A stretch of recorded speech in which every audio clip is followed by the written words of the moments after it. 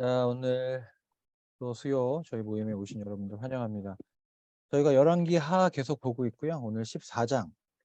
제가 오늘 14장, 원래 13장인데 순서를 잘못 봤어요. 그래서 14장을 보도록 하겠습니다.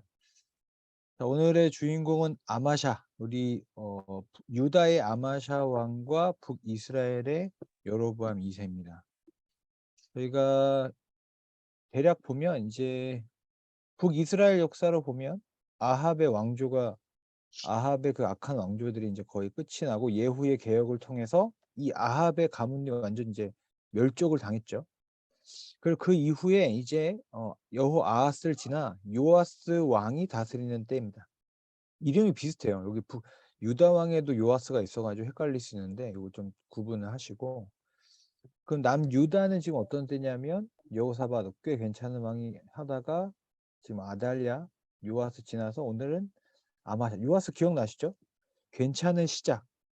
그러나 그 마무리가 아주 안 좋았던 왕이었죠. 아마샤는 그 아들 아마샤는 어떤 길을 가게 될까? 뭐 좀 스포를 하자면 아버지랑 좀 꽤 비슷한 운명을 맞이합니다. 그래서 오늘 말씀을 볼 때에 이 요아스의 아들인 이 아마샤의 어떤 실패의 원인, 또 그가 왜 시작은 좋았지만 아버지의 길, 요아스의 한계를 왜 반복할 수밖에 없었는가? 그리고 그 안에서 우리가 배울 수 있는 어떤 교훈은 무엇일까 한번 생각해 보시면 좋겠습니다. 자, 열왕 14장이고요. 처음 오신 분들이 있어서 좀 설명을 드리면 저희는 한 장씩 저희가 성경 공부를 하고 있고요. 강독 형식입니다. 그래서 뭐 깊이 공부를 한다기보다는 이제 어떤 내용을 성경이 가지고 있고 이걸 통해서 우리가 서로 이 성경을 가지고 이야기하는데 좀 주력한다는 거를 좀 기억하시고 좀 보시면 좋겠습니다. 자, 1절 이스라엘 왕 요아스의 아들 요아스 제2년에 유다 왕 요아스의 아들 아마샤가 왕이 됩니다. 그러니까 유다는 지금 이제 아마샤라고 하는 새로운 왕이 이제 다스리기 시작했고요. 이제 북이스라엘은 요아스. 헷갈리시면 안 돼요. 북이스라엘의 왕 요아스입니다. 그리고 유다는 아마샤가 다스리는 때예요. 근데 아마샤가 왕이 될 때는 25세. 꽤 젊죠. 대학 졸업하고 아마 왕이 된 것 같은데. 대학 졸업생이 왕이 됐습니다. 그래서 예루살렘에서 29년이라고 하는 꽤 오랜 시간을 다스립니다. 유다 왕들의 통치 기간과 그 왕이 어떤 통치 평안하면 어느 정도의 상관관계가 있다고 저희가 한번 말씀드렸죠. 한번 기억하시면 좋을 것 같고. 자, 그 어머니의 이름이 여호왔다니요 예루살렘 사람이더라. 그러니까 예루살렘의 어떤 이방인이나 북이스라엘 사람이 아니라 하나님을 잘 섬기는 사람이라는 걸 알 수 있죠. 자, 이제 3절, 4절이 중요한데 이 아마샤라는 왕의 어떤 평가, 역사적인 평가가 어떤지 한번 볼게요. 아마샤가 여호와 보시기에 정직히 행하였으나 그의 조상 다윗 같지는 아니하였으며 그의 아버지 요아스가 행한 대로 다 행하였어도. 자, 이거 볼게요. 아마샤가 여호와 보시기에는 정직하게 행하였으나 이 긍정적인 평가잖아요. 그런데 하나님께서 보시는 다른 기준이 있어요. 다윗과는 같지 아니하였다. 이게 뭘까요? 이런 평가 어떻게 생각하세요, 여러분? 어떻게 보면 괜찮았지만 이 완벽하진 않았다. 그런 의미잖아요. 어떻게 보면 적당한 순종? 어떻게 보면 괜찮았지만 다윗 같지는 않았다. 그러니까 어떤 주석가는 이거를 보고 그렇게 평가하더라고요. 하나님이 어떤 하나님이냐? 우리의 온전한 순종을 지켜보신 하나님이다. 좀 무섭지 않나요? 우리의 온전한 순종을 계속해서 이렇게 여러분들 지켜보신다는 거예요. 언제까지? 우리가 행할 때까지 그거 보신다는 거죠. 정직히 행하였지만 다윗과 같은 정도의 어떤 그런 온전함을 원하신다는 거죠. 그의 아버지 요아스가 행한 대로 다 행하였어도 오직 산당을 제거하지 아니하였으므로.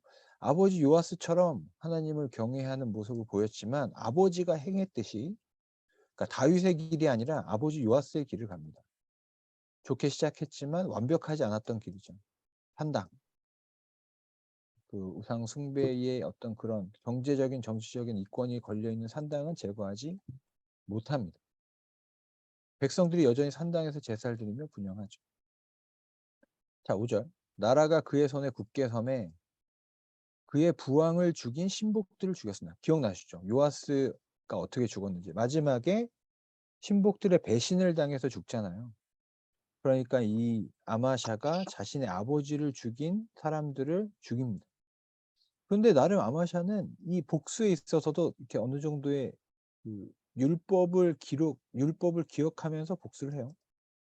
왕을 죽인 자의 자녀들은 죽이지 아니하였으니. 왜? 율법에는 율법에 그런 얘기가 있거든요. 이게 아버지의 죄 때문에 그 자녀들을 죽이지 말라는 그 율법에 따라서 여기 보죠. 자녀들로 말미암아 아버지를 죽이지 말 것이요. 아버지로 말미암아 자녀를 죽이지 말 것이라. 이게 율법에 있는 내용이에요. 그러니까 이제 죄로 법을 공부하신 분이 있을지 모르겠지만 죄는 이제 계승되는 게 아니라 그냥 그 사람의 죄로 이렇게 하는 거죠.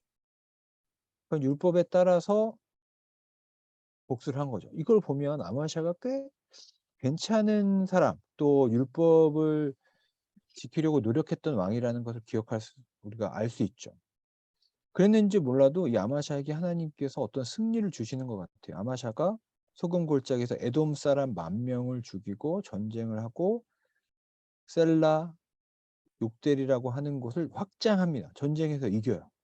여기까지는 이 아마샤의 어떤 긍정적인, 어떻게 보면 요아스를 따라 하나님을 완벽하진 않았지만 하나님을 경외했고 복수를 했지만 율법을 지켰고 전쟁에서 이겼고 이런 역사들이 기록되어 있거든요. 근데 문제는 여기서부터예요. 8절. 여기서부터 여러분 잘 보세요. 아마샤가 무엇이 조금 변해가는지를 한번 보시면 좋을 것 같아요. 아마샤가 예후의 손자 요아스의 아들 이스라엘 왕, 뭐 이렇게 길지만 어쨌든 북이스라엘의 왕 요아스에게 사자를 보낸 거예요. 지금 이제 분단 국가잖아요. 우리가 한번 만나자. 이게 뭐 화친인지 모르겠지만 제가 보기에는 도발이에요, 도발. 그냥 우리 한번 만나자. 약간 이런 느낌이죠. 요아스가 유대 왕 아마샤에게 사람을 보내 이르되, 그러니까 요아스가 만나자라고 했어요. 그러니까 아마샤가 어떻게 보면 도발을 하니까 북이스라엘 왕이 사자를 만나지 않았습니다. 사람을 보내서 한 가지 어떤 비유를 들어서 어떤 얘기를 해요. 이 비유 여러분 한번 잘 나중에 조별을 한번 이야기할 때 이게 어떤 내용인지 한번 이 비유를 한번 해석해 보시면 좋을 것 같아요. 비유를 들어서 이 국가 간의 어떤 이런 외교적인 오고 가는데 한 이야기를 전해준 거예요. 레바논의 가시나무가 레바논 백향목에게 정가를 보내어 이르길. 이 비유를 들어서 설명하는 거예요. 지금 북이스라엘 왕이. 내 딸을 내 아들에게 주어 아내로 삼게 하라 하였더니 레바논 들짐승이 지나가다 그 가시나무를 짓밟았느니라. 이게 여러분 이게 무슨 뜻일까요? 이게 뭐예요? 레바논의 가시나무가 누굴까요? 북이스라엘 요아스가 보기에는 아마샤가 요 레바논의 가시나무 지금 같은 급이 아니라는 거죠. 우리가 대면하여 볼 그럴 정도가 아니야. 너는 레바논의 가시나무야. 대등한 관계가 아니야. 그런데 가시나무가 백향목에게 서로 우리가 함께 연합하자는 거죠. 딸과 아들 결혼시키자라고 함께 하였더니 이게 잘 된 게 아니라 레바논의 들짐승이 지나다가 가시나무를 짓밟아요. 들짐승이 가시나무를 짓밟았느니라. 여러분 이 비유가 뭘까요? 레바논의 들짐승이 보통 이제 이방 민족이라고 생각하면 됩니다. 이방 민족. 이방 민족이 가시나무를 짓밟았다. 이방 민족이 가시나무인 유다를 멸망시킬 수 있다라는 거예요. 그러니까 이제 우리가 동등하게 그렇게 할 만한 존재가 아니고 그런 사이가 아닌데 네가 너무 교만하다는 걸 지금 지적하고 있는 거예요. 교만하다. 이걸 어디서 넣을 수 있냐? 10절에 설명해 줍니다. 친절하게. 내가 에돔을 쳐서 피하였으므로 여기 밑에 써 있죠. 마음이 교만하였어. 제가 여기 표시를 못했는데 이게 오늘의 어떻게 보면 아마샤의 핵심이 여기입니다. 괜찮게 시작했고 전쟁도 이겼고 괜찮게 통치도 했어요. 그러다 보니까 아마샤의 마음에 어떻게 보면 교만함이 싹 텄냐면 하나님을 의지하는 게 아니라 내 힘과 내 권능으로 이 이스라엘을 통일시킬 수 있다는 생각이 들었던 것 같아요. 그러니까 약간 이제 하대하듯이 북이스라엘 만나자고 한 거죠. 그러니까 북이스라엘 요아스가 보기에는 너는 지금 그 몇 번의 승리로 인해서 교만함에 빠졌다라는 것을 사실 지적하고 있는 거예요.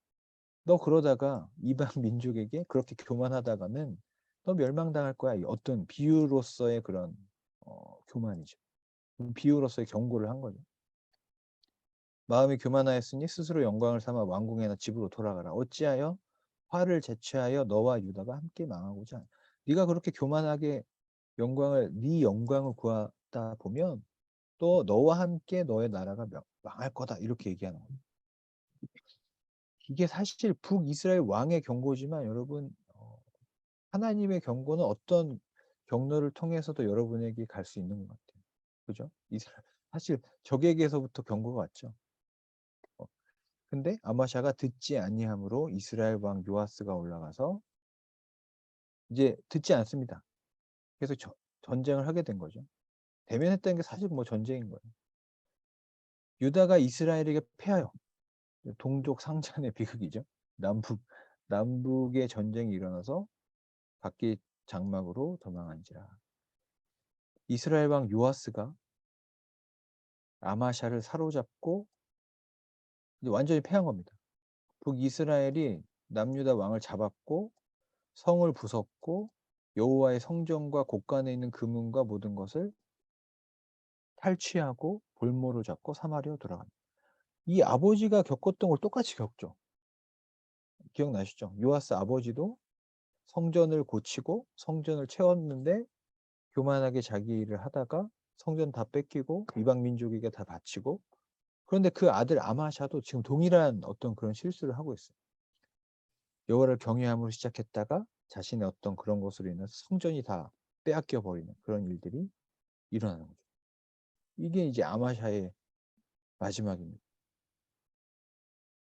이건 한번 읽어보시고 이건 좀 넘어갈게요. 그냥 아마샤가 그래서 그냥 그렇게 죽어요. 끌려갔고 여기 마지막에 보면 18절 아마샤의 남은 행적은 여기 기록되어 있고 19절에 예루살렘에서 무리가 그를 반역한 곳 라기스로 도망하였더니 반역한 무리가 라기스로 따라보내 그를 거기서 죽이게 하고 아버지와 똑같이 죽죠. 아버지도 반역당해서 죽잖아요. 근데 아마샤도 똑같이 반역을 당해서 죽게 됩니다. 자, 이렇게 이제 유다 왕 아마샤의 통치가 이렇게 이제 끝이 났어요. 이거 한번 야마샤의 한번 삶을 한번 생각해 보시고 그런데 우리가 수수께끼 같은 통치가 있어요. 여로보암 2세예요. 여로보암 2세. 결론적으로 말하면 여로보암 2세는 악한 왕이거든요. 악한 왕이에요. 근데 잘 돼요. 이게 이게 좀 이상한 거야. 아마샤는 그래도 조금이라도 선함이 있었잖아요. 근데 여로보암은 그런 것도 없었어요. 그런데 역사의 기록과 실제로 여로보암 2세가 다스릴 때 북이스라엘 아주 부흥합니다. 왜 그럴까? 이해할 수 없어요, 이거는. 자, 여로보암 2세요. 여로보암 2세이 41년간 다스렸어요. 무려 이렇게 오랜 기간을 통치했고, 근데 보세요. 여호와 보시기에 악을 행하여 이스라엘에게 범죄한 느밧의 여로보암의 모든 죄에서 떠나지 않아요. 악한 왕이에요. 이스라엘의 하나님 여호와께서 넘어가서 나중에 한번 보시고 그의 종 가드 헤벨 아미떼 아들 요나를 통하여 하신 말씀과 같이 여로보암이 이스라엘 영토를 회복하되 여러분 이게 앞뒤가 맞습니까? 악한 왕인데 이스라엘의 영토를 회복해서 실제로 여로보암 2세 때 영토가 북이스라엘 영토가 엄청나게 확장됩니다.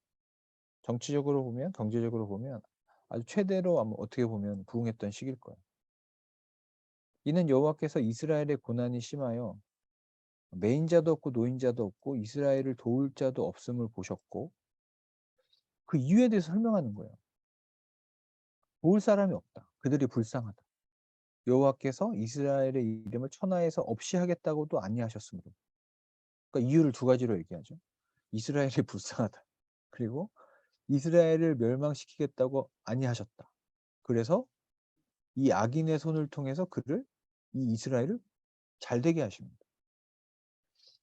여러분 이 남북의 어떤 이 온도 차이를 여러분 어떻게 보세요? 부분적으로지만 선한 왕은 결국은 배신당해서 죽고 성전도 빼앗겨요. 그런데 완전히 악한 왕, 그냥 부분적으로 선함도 없었던 왕은 하나님의 긍휼하심을 입어서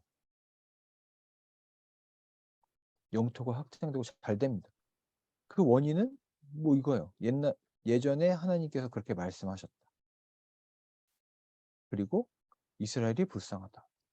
그리고 그들을 멸망시키겠다고 하나님이 아니하셨다. 그런 이유로 부흥합니다. 여러분 오늘의 나눔의 주제는 이겁니다. 왜 하나님은 이 악한 여로보암은 이렇게 영토가 확장되게 하시고 그나마 그래도 선하려고 노력했던 요아스나 그의 아들 아마샤에게는 이런 가혹한 결과를 주셨을까? 이거 좀 정의의 의미에서는 좀 이게 안 맞는 거 아닌가? 또 우리 사회학을 공부하는 대학원생도 있으지만 사회학적으로도 이건 좀 안 맞는 게 아닌가? 그죠? 사회과학적으로도 이게 좀 분석이 잘 안 되는 거죠. 정리를 해보면 어, 자, 몇 가지 저희에게 주는 교훈을 정리해보면 그렇습니다. 일단 아마샤 왕을 통해서 우리가 알 수 있는 건 그건 것 같아요. 뭐 이제 이건 열왕기 상하에서 계속 반복되는 거죠. 또 앞으로도 계속될 거예요. 이 왕은 괜찮았지만 다윗과 같진 않았다. 이 왕은 뭘 어떻게 했지만 산당을 없애지 않았다. 이런 얘기를 계속 하거든요. 그런 걸 통해서 볼 수 있는 것은 하나님은 어느 부분적인 어떤 순종, 어떤 부분적인 것들 가지고는 온전하지 않음을 보고 완전한 순종, 완전한 하나님 앞에 헌신 이런 99%는 안 되는 것 같아요. 100%의 순종하는 왕을 기다리고 있다는 것을 반복적으로 보여줘요. 이걸 구속사적으로 해석하면 100% 순종할 수 있는 인간 왕은 사실 불가능한 것을 계속 역사적으로 보여주는 거죠. 그래서 결과적으로는 뭐냐면 100% 순종할 수 있는 왕, 어떻게 보면 그것이 이제 신약으로 넘어가면 순종의 왕으로서 예수 그리스도를 기다리는 것으로 어떻게 보면 이 역사서가 끝난다고 볼 수 있겠죠. 그 2번 교만은 패망의 지름길이다. 이거 아마 하셨죠? 아마 하셨죠. 잘 됐어. 하나님 앞에서 잘 헌신하고 또 승리도 하고 하다 보면 여러분 우리가 이제 돌아보는 거죠. 일이 잘 되면 어떻습니까? 내가 하면 막 갑자기 승진도 하고 연봉도 오르고 뭐 논문도 그냥 술술 써지고 이러다 보면 어떻게 해요? 내가 똑똑해진 것 같고 뭔가 하면 될 것 같죠. 그럼 어떻게 된다?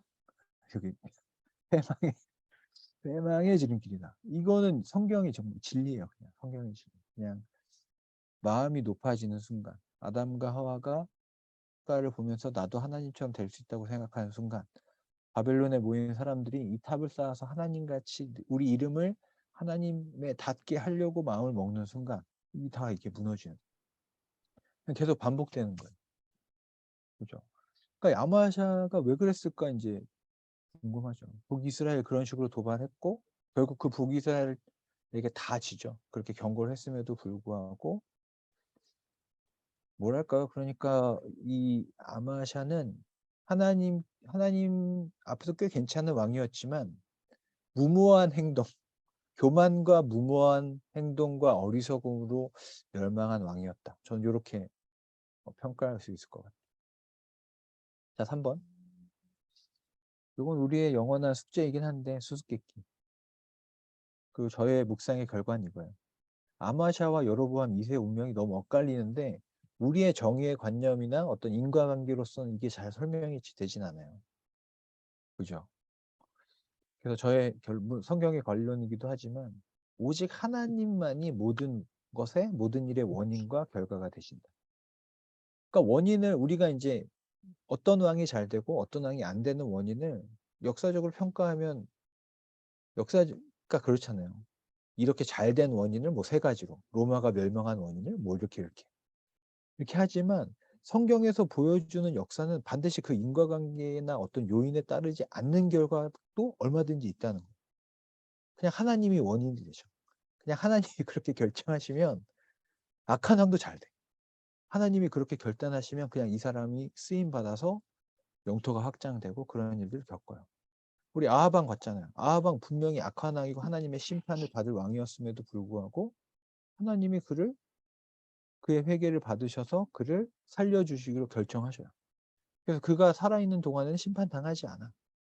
이런 결과들을 봤을 때 우리가 생각하는 어떤 우리에게 생겨나는 일이나 신앙적인 일들도 우리가 이제 원인을 찾거든요. 어떤 일이 생기면. 그죠? 원인을 찾아. 나한테 만약 코로나 걸렸어. 내가 왜 걸렸지? 누구 때문이지? 김하영 변호사님이 원인인가? 뭐 이런 인과관계로 많이 생각하는데 신앙적인 것도 마찬가지인 것 같아요. 근데 모든 신앙적인 어떤 것들과 우리에게 일어난 사건들이 인과관계로서 설명이 안 되는 것들이 당연히 있어요. 그런 것을 우리가 신비로 남겨놓고 그것을 하나님의 주권 아래에서 생각할 수 있는 좀 어떤 그런 신앙적인 어떤 포용력, 어떤 하나님의 영역, 하나님의 주권, 하나님의 정말 100% 자율적인 하나님의 주권을 의지하는 마음. 그래야 겸손할 수 있는 것 같아요. 그렇지 않고선 겸손할 수 없어요. 왜냐하면 나에게 원인이 있다고 생각하면 바로 교만함이나 비굴함이나 어떤 열등감이 생길 수밖에 없어요. 내가 잘 되는 건 나의 어떤 능력 때문이고 내가 안 되는 건 나의 부족함 때문이기 때문에 그렇게 되면 그렇게 돼요. 교만하지 않으면 아니면 아주 이렇게 불종적인 생각이 들 수 있겠죠. 그래서 어떻게 보면 그리스도인이라는 거는 모든 원인과 결과를 그냥 하나님께 두고 그 앞에서 겸손할 수 있는 겸손할 수 있는 사람이 필요하지 않나 그런 생각이 듭니다.